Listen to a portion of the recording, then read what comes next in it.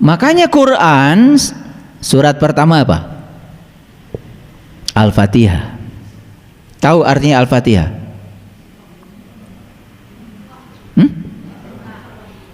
Al-Fatihah itu bahasa Arab, bukan pembukaan. Kalau ada alif lam dalam bahasa Arab itu artinya kata benda. Kalau dalam bahasa Inggris the, ya, the kata sandang. The dalam bahasa Inggris, dalam bahasa Arab alif lam. Jadi Al-Fatihah berarti alif lam dan Fatihah. Fatihah sendiri artinya adalah pembuka. Sudah pakai alif lam menegaskan kalau itu adalah alat untuk membuka.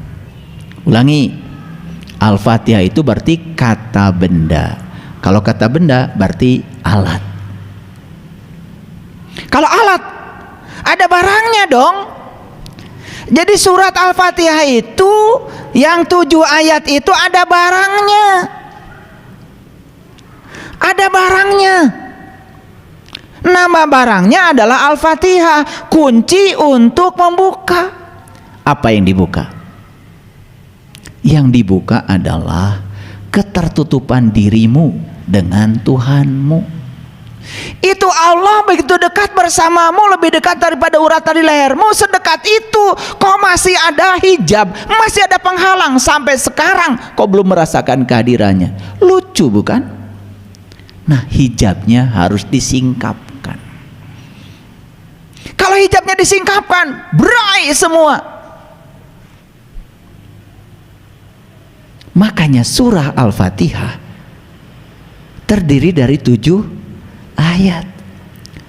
Loh kok sama ya 7 ayat dengan simbolisasi dari leluhur kita tadi? Katanya Shirathul Mustaqim rambut dibelah 7. Apa kaitannya? Ternyata Al-Fatihah itu adalah kunci pembuka mata kalbu yang dapat mengantarkan kita untuk bisa bertatap wajah langsung dengan sejatinya diri kita. Persis seperti ilmu yang diajarkan para nabi, Allah pada para nabi, para rasul, agar kita bisa mengingat Allah banyak-banyak. Itulah intisarinya. Kok angka 7 banyak sekali ya? Coba perhatikan, angka 7 kita hitung. Al-Fatihah 7 ayat. Ayat itu bahasa Arab artinya tanda. 7 tanda. Cari 7 tanda itu. Kalau kau bisa menemukan 7 tanda itu, kau akan bisa menemukan kode rahasianya. Leluhur kita mengatakan Shirathul Mustaqim rambut dibelah 7. Ternyata kode rahasianya 7 juga. Kita pergi haji, muter di Ka'bah 7 putaran, 7 lagi. Kita mondar-mandir atas Safa dan Marwah 7 juga. Kita ambil batu melempar jumroh 7 juga. Ternyata kalau kita ingin kurban dan kurbannya adalah sapi, itu pun harus 7. Bukan ber-7. Salah kaprah. Makanya di Quran jelas yang harus dikorbankan oleh kamu itu sudah spesifik, yaitu sapi betina. Lagi-lagi sapi betina itu simbolik. Sapi betina Al-Baqarah. Ini bukan sapi jantan, betina. Kalian kurban sapinya malah jantan.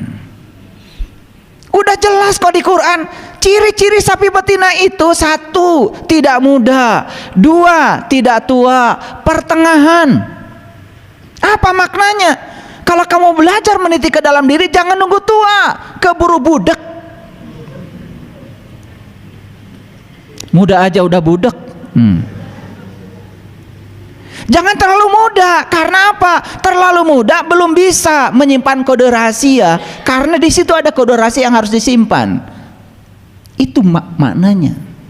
Pertengahan, ya, mumpung masih hidup.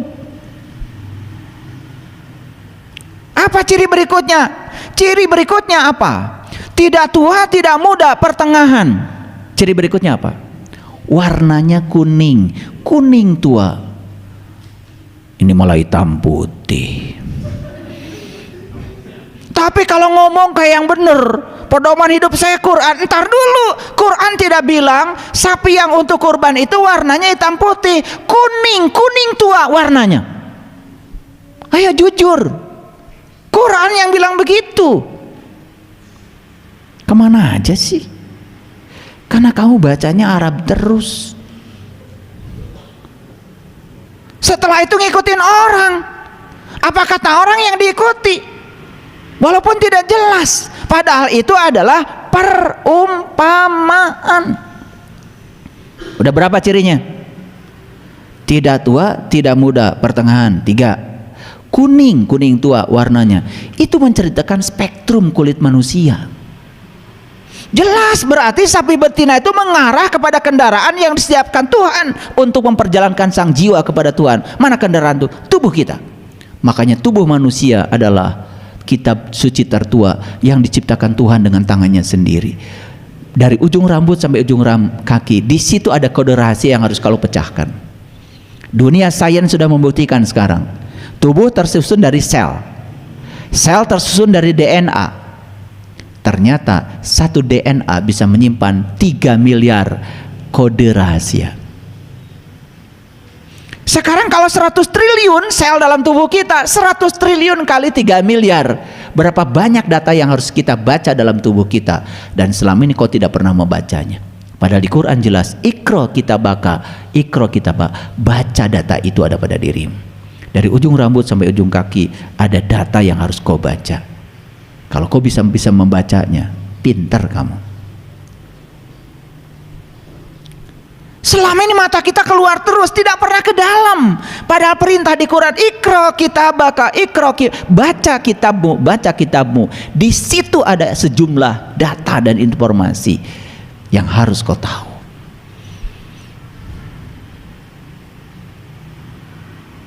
Oke? Kembali lagi pada Al-Fatihah tadi. Jadi Al-Fatihah artinya adalah pembuka. Kalau pembuka berarti kata benda. Kalau kata benda berarti alat dong. Betul? Lihat surat Al-Fatihah. Huruf pertamanya aja ba. Betul?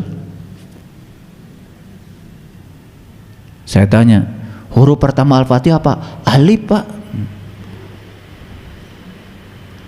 Udah berapa tahun kau beragama? Saya nanya huruf pertama surat Al-Fatihah alif. Kalau huruf pertama hijaiyah ya alif. Kan pertanyaan saya huruf pertama surat Al-Fatihah apa? Ba. Dan ba itu titiknya kan di luar. Betul? Masih di luar. Nah ternyata ba itu bisa diartikan babun, pintu. Setiap pintu kan ada kuncinya. Nah kalau kalian lupa naruh kunci, repot. Sekarang kunci masuk rumah pun udah pakai kode, betul nggak? Iya. Masuk hotel sekarang nggak pakai cetrek, nggak gitu lagi, pakai kartu, ditempel, tak, gitu kan? Kenapa bisa begitu? Itu pakai barcode namanya. Jadi pakai barcode. Jadi si kartu itu kemudian dicas. Ketika dicas dia menggunakan sistem kuantum. Jadi itu frekuensinya sudah disesuaikan. Nah begitu tek gitu ke kamar itu bisa dibuka. Nah kartu lain yang bukan kamar kita nggak bisa dibuka. Itu terkuantisasi, frekuensinya cuma 1. Itu satu kode rahasia. Itulah kenapa manusia harus belajar fisika kuantum. Kuantum dari kuanta, kuanta itu terkuantisasi. Semua itu bersifat diskrit. 1 digit saja nomor telepon tidak mungkin WA bisa nyasar. Nggak usah khawatir karena semua sudah terkuantisasi. 1 frekuensi. Pusing kan? Udah, supaya tidak pusing saya stop bicara itu. Nanti kalau saya bicara teknologi kalian nggak ngerti. Bicara Al-Fatihah aja udah pusing. Betul nggak? Nah jadi ba itu apa? Batu babun. Tapi ba juga bisa berarti baitullah. Baitullah itu artinya rumah Tuhan, rumah Allah. Kan kita ingin jumpa dengan dia. Ya jelas dia sudah ngasih alamat kok. Langit dan bumi tidak akan cukup menampung zatku, tapi kalbunya orang yang beriman itulah rumahku. Nah, supaya ba ini bisa dibuka, kita harus ketemu sin. Setelah ba kan sin. Keren banget tuh. Ini kalau saya kaji huruf per huruf sampai huruf nun, gak selesai 10 SKS kuliahnya. Gempor kalian, gak bisa berdiri lagi. Apa tuh sin? Loh, kalian sering baca Salatullah salamullah ala toha rasulillah. Salatullah salamullah ala yasin habibillah. Gak sadar. Siapa sin itu? Siapa sin itu? Aduh, pengen nangis saya. Salatullah salamullah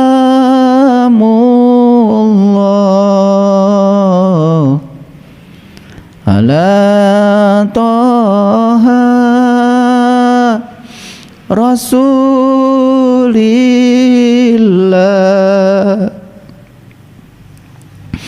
Salatullah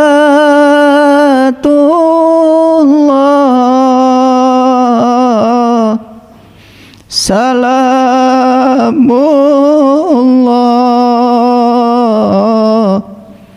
ala yasin habibillah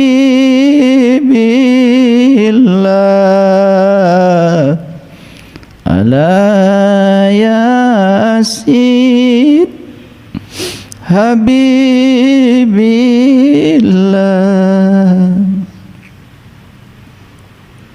Gak usah banyak-banyak bacanya. Kita minta kepada Allah, ya Allah sambungkan aku dengan Toha, sambungkan aku dengan Yasin, Siapa Yasin? Habibillah, orang yang sudah dicintai Allah. Siapa Yasin itu? Yasin itu adalah para rasul, para nabi. Itulah utusan Tuhan yang akan membantu kamu membuka kode rahasia tentang ba. Makanya ba ini tidak akan bisa dibuka kode rahasianya kalau kau belum ketemu dengan sin. Begitu ba dibuka, begitu kodenya, aksesnya sudah kau dapatkan dari sin, dari toha. Berikutnya apa? Kau akan dapat mim.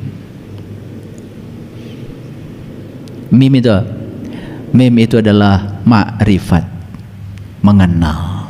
Siapa yang kita kenal? Allah Ar-Rahman Ar-Rahim. Lengkaplah surat Bismillahirrahmanirrahim.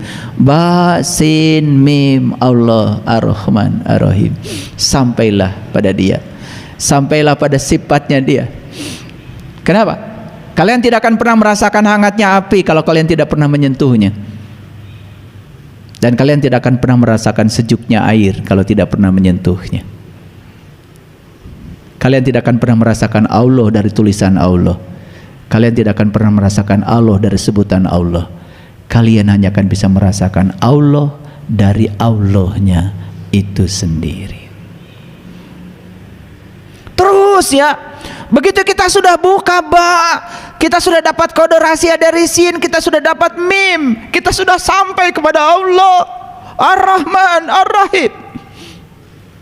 Sifatnya menjadi sifat kita. Kita sampai pada sumbernya cinta. Begitu kita sampai pada sumbernya cinta, maka kita mulai bisa mencintai. Berhenti kita ingin dicintai, berhenti merengek-rengek untuk diperhatikan orang. Kenapa? Alhamdulillahi Rabbil Alamin, karena segala puji habis buatmu ya Allah.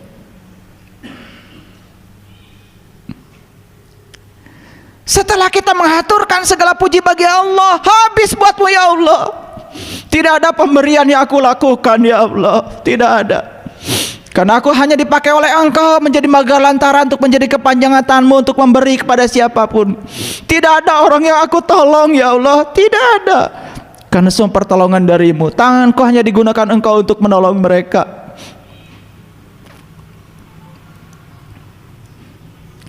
hilang semua. Perasaan diri kita berjasa hilang semua.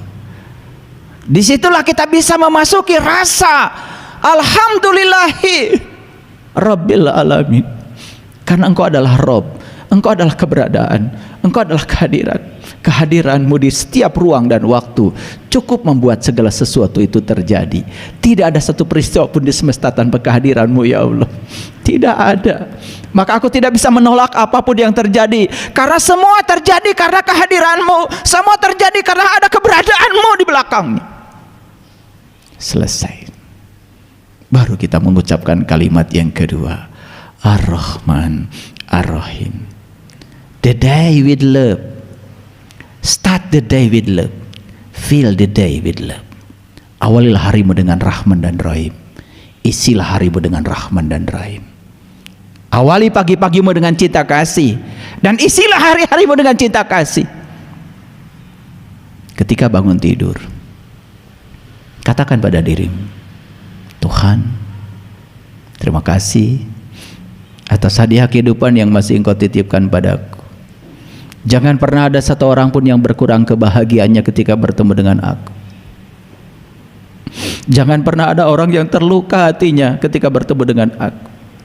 Izinkan aku menjadi sumber cintamu, izinkan aku menjadi sumber sukacitamu, izinkan aku menjadi sumber kedamaian ya Allah. Kemanapun aku pergi, mereka mendapatkan kebahagiaan dengan kedatanganku.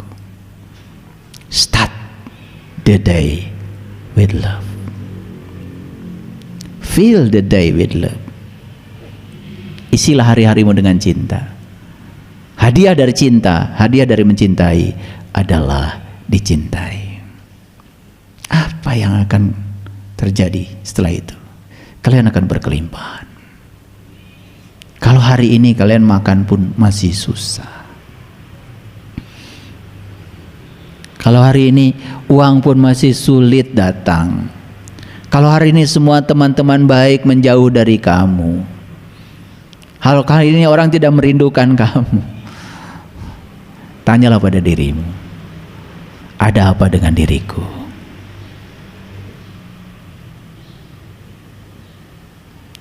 Setelah fase Ar-Rahman Ar-Rahim, berikutnya apa? Maliki Yaumiddin. Hanya Engkau yang berhak menghukum ya Allah. Hanya Engkau yang berhak menilai ya Allah. Kau akan terbebas dari kebiasaanmu menilai dan menghukum siapapun. Kau akan mulai bisa menerima semua orang apa adanya. Ukur setiap orang berdasarkan ukuran orang itu. Jangan ukur orang menurut ukuranmu, karena semua akan menjadi salah alat ukurnya. Baru iyyaka na'budu wa iyyaka nasta'in. Hanya kepadamu ya Allah, hanya kepadamu aku menyembah, hanya kepadamu aku minta tolong ya Allah, hanya padamu. Apa minta tolongnya? Ihdinas syiratal mustaqim. Minta tolongnya cuma satu, tunjuki aku ke jalannya orang-orang yang telah Engkau beri nikmat saja. Tunjuki aku ke jalannya para nabi, para siddiqin, para syuhada, dan orang-orang yang soleh. Hanya itu ya Allah. Wa husna ulaika rafiqa. Itulah teman yang sebaik-baiknya, yang harusnya menjadi temanmu dalam hidup. Keren gak surat Al-Fatihah? Lalu dipungkas dengan huruf nun. Selesai. Ba itu titiknya di luar, tapi nun pindah ke dalam. Pindah ke dalam. Sekarang penglihatanmu gak keluar lagi, ke dalam. Loh, kok saya sakit hati? Kemarin waktu awal perjalanan kita mengira sakit hati buatan orang. Begitu sudah sampai pada nun, lihat ke dalam. Ini dari mana nih sakit hati itu asal usulnya? Oh, ternyata sakit hati berasal dari keinginan saya. Karena saya ingin orang seperti yang saya mau. Lalu ketika orang tidak seperti yang saya mau, saya jadinya sakit hati. Sadar kalau sakit hati buatanmu, bukan buatan orang. Mulai sekarang saya stop menginginkan orang seperti yang saya mau. Saya hanya ingin saya aja menjadi yang terbaik. Mulai hari ini saya akan ungkapkan cinta. Saya stop memaksakan cinta. Mulai hidupmu penuh berkah. Keren gak kalau gitu? Sebentar, belum keren. Kalau belum tahu kode rahasianya, emang udah ketemu sin? Ketemu dulu ya, ketemu dulu, cari sin yang bisa membuka rahasia ba itu. Selesai satu episode, baru mengerti, oh ternyata Al-Fatihah itu adalah kunci pembuka rahasia diri. Oh ternyata angka 7 sudah aku temukan dalam diriku. Oh ternyata di balik angka 7 disitulah kode rahasianya. Makanya Isra Mi'raj tanggal 27, 7 belakangnya. Betul? Iya. Quran surat Al-Isra 17, 7 juga belakangnya. Salat berjamaah 27, 7 juga belakangnya. Luar biasa ya. Kalian taunya jamaah itu kalau kalian ngumpul di masjid aja. Itu juga jamaah secara syariat, tidak salah. Tapi ada jamaah yang lebih keren lagi. Karena sholat itu sebetulnya adalah jamaah. Jamaah antara dirimu dengan Allah. Jadi kalau ngumpul orang 1000 orang di masjid tiap hari tetapi tidak ngumpul bersama Allah, hakikatnya belum jamaah, baru jamaah secara syar'i. Terus ya, kaki, awas, kaki harus beradu. Nanti supaya setan gak lewat. Setan itu lewatnya bukan lewat kakimu, apalagi roromeheun. Sieuneun. Setan itu lewat sini. Setan itu pikiran gelapmu. Saat kamu sudah memutuskan nanti malam akan tahajud, kemudian nanti malam sudah bangun, alarm sudah bunyi, kemudian tanganmu kan yang menyetop alarm. Tangan siapa itu?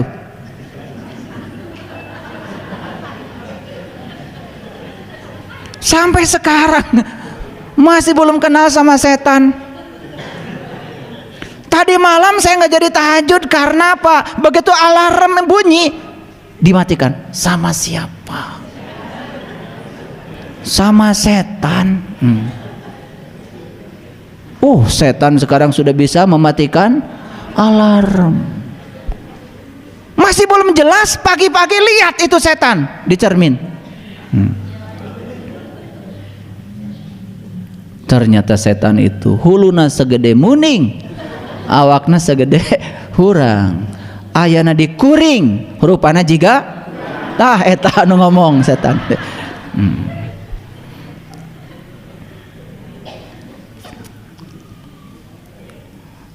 Lanjut. Setelah selesai satu episode, terbuka tuh Al-Fatihah, masuk alif lam mim. Luar biasa. Itu kode lagi, kode rahasia lagi. Kalau belum terbuka Al-Fatihah nggak ngerti alif lam mim, nggak ngerti. Kalau bagi saya secara pribadi, saya melihat alif lam mim tuh alifnya Allah, lamnya la ilaha illallah, mimnya Muhammadur Rasulullah. Bagi saya alif lam mim itu adalah syahadat sejati. Saat saya bisa menyaksikan Nurullah, Nur Muhammad, Nur Insan ya, sebagai satu kesatuan dalam diri. Begitu saya sudah sampai di sana, baru zalikal kitab. Ini kitab. Bukan itu lagi. Ini kitab, bukan itu. Ini air. Kalau masih di sumur itu air. Kalau masih di sana itu air. Tapi kalau sudah dekat kan bukan itu, ini. Tugasmu dalam hidup itu memindahkan itu menjadi ini. Makanya zalikal kitab asalnya itu kitab harus dirubah menjadi ini kitab. Kitab yang mana? Kitab sejati yang ada pada diri. La raiba fi, tidak ada lagi keraguan. Hudal lil muttaqin, dan menjadi petunjuk bagi yang bertakwa. Siapa yang bertakwa? Yang sudah mengambil janji mengangkat gunungnya, ditunjukkan sesuatu di gunungnya, ingat apa yang Allah tunjukkan, itulah takwa. Versi Quran surat Al-Baqarah ayat 63. Bagi yang bertakwa, berikutnya apa? Allazina yu'minuna bil ghaib. Indah.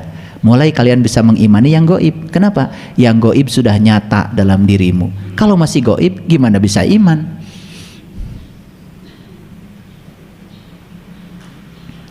Allazina yu'minuna bil ghaibi wa yuqimunas shalah.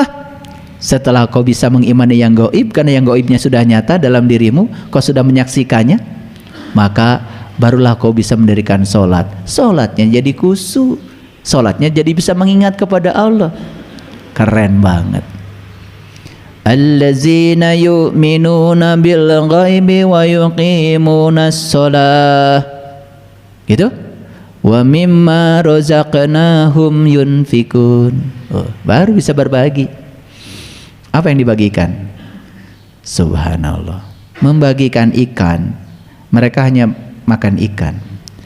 Tapi kalau membagikan kail, mereka bisa cari ikan sendiri. Makanya orang yang berilmu tidak pernah membagikan ikan, dia bagikan kailnya. Silakan. Kenapa? Ikan terlalu banyak dalam dirimu. Maka di Quran surat Al-Kahfi itu cerita tentang laut dan ikan luar biasa. Dalam dirimu ada laut yang sangat luas, dalam dirimu juga ada ikan. Dan ikan itu bersembunyi di balik batu. Itu kata surat Al-Kahfi. Di mana batunya? Temukan Hajar Aswad dalam dirimu. Di situ bersembunyi. Ada kode rahasia lagi. Tetapi jangan khawatir, karena kode ini sudah aku berikan kepada mereka yang berilmu. Wa tilkal amsalu nadribuha linnas wa ma yaqiluha illal alimun. Terus sampailah di Quran surat An-Nas, kebuka semua rahasianya. Luar biasa enggak? Gitu enggak ngaji selama ini? Terlalu sibuk memperbaiki makhraj.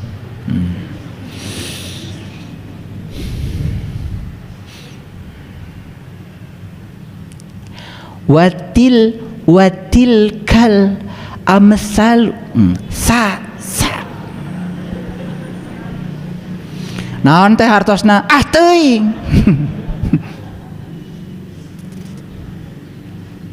Sampai nggak peduli isinya apa.